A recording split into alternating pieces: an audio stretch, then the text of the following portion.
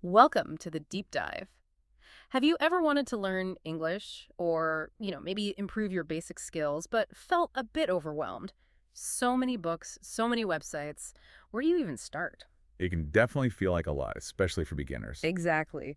So today we're taking a deep dive into a really helpful tool designed specifically for people starting out. It's the English File Beginner Student's eBook, the fourth edition. Right, from Oxford University Press by Christina Latham Koenig, Clive Oxenden, and Jerry Lambert. It's quite well known. It is, and our goal here isn't to teach you beginner English ourselves. Instead, we want to gently walk you through how this book teaches English, step by step, using really simple language. Think of us as your friendly guides, sort of explaining what's inside and how it works.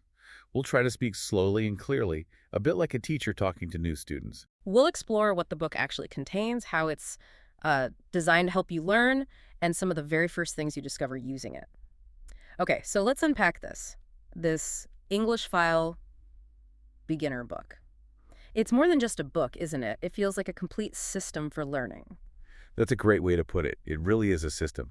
What's fascinating, I think, is how they divide up the learning. It's not just one thing. Right. You have the main student's book, which is usually for learning in class, maybe with the teacher. Okay. And then there's a workbook. That's more for practice at home, going over what you learned. Right, reinforcing the lessons. That makes sense.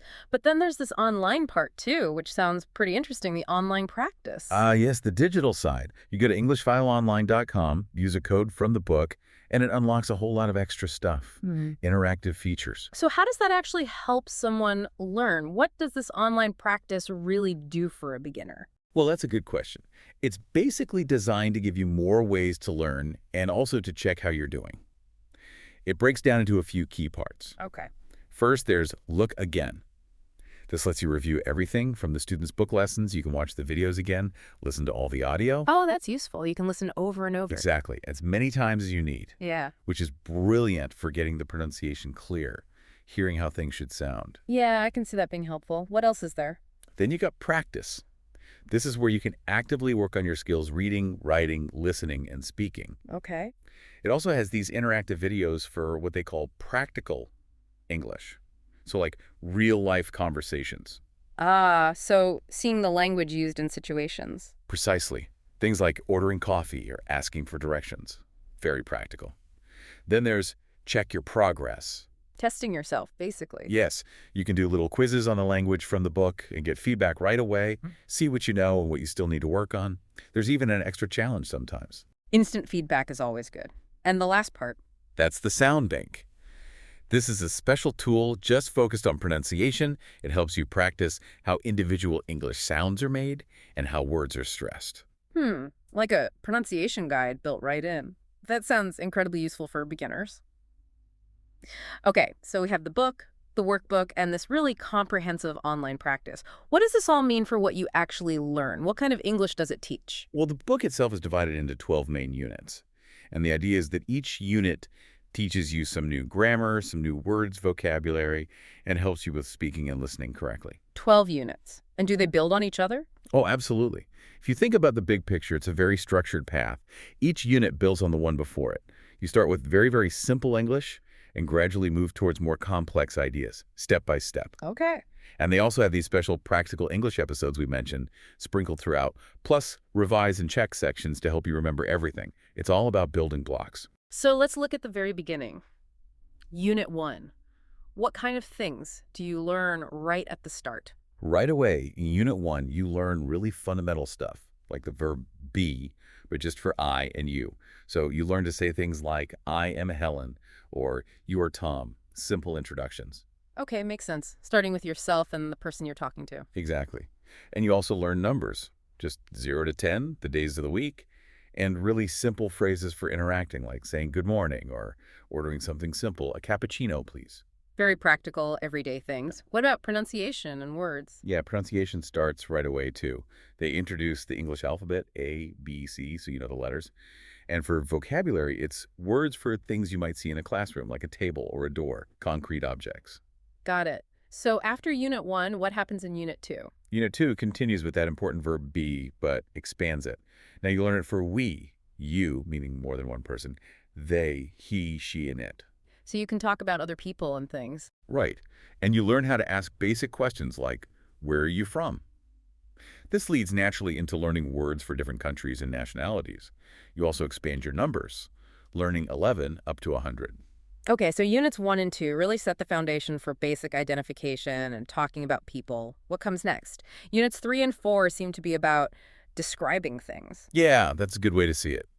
In Unit 3, you start learning about singular and plural nouns, one thing versus many things, and when to use a or an before a word. Ah, the articles, often tricky for learners. They can be. The book also introduces words like this, that, these, and those, so you can point to things near you or further away, like, what is it? It's a key. And vocabulary to match? Yes, words for common small things. People often carry a mobile phone, keys, a wallet, things like that. Again, very practical. Okay, and Unit 4 builds on this. It does. Unit 4 brings in family members, sister, brother, mother, father.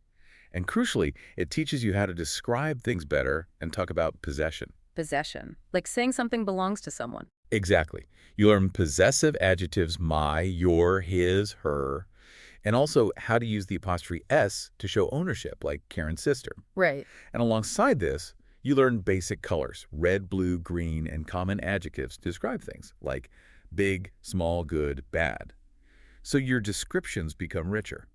That makes sense. You learn to identify things, then describe them and say who they belong to. What about actions? When do you start talking about doing things? That really kicks in around Units 5 and 6. This is where the book introduces the present simple tense. Okay, the present simple, that's a big one. What's that used for? It's mostly for talking about things you do regularly, your habits, routines, or things that are generally true. Yeah. Like, I work here, or he lives in London. And how does the book teach this? It connects the grammar directly to relevant vocabulary.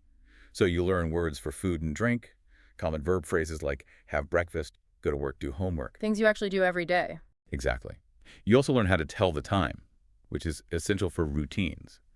And vocabulary related to a typical day, from get up in the morning to go to bed at night, it puts the grammar straight into a context you can use. So after mastering daily routines in the present simple, where does the course go in the later units, say 7 through 12? Does it get much more complex? It definitely keeps building, introducing more ways to express yourself.